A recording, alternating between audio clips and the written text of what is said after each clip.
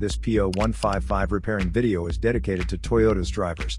If your Toyota is getting a P0155 error code, this video is going to show you one practical solution to fix the error code at home. Use the Zeus app to scan your vehicle and see the error code P0155.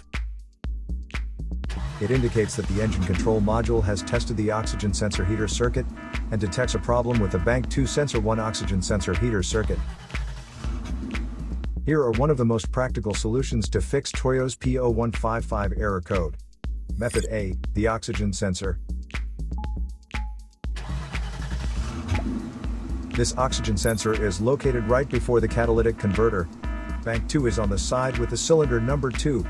Sensor number 1 is usually the one in the exhaust manifold. Visually check the oxygen sensor's electrical connections, wire harness, and metal tabs for any damages. If damages are found, then replace the oxygen sensor. If there is no damage found on the oxygen sensor, you would need to take your car to consult professional mechanics. So here are one of the most practical solutions to fix Toyota's P0155 error code. After the repair, you can now use the Zeus app to clear the error code. And tap the rescan button one more time to make sure everything is fine with your vehicle.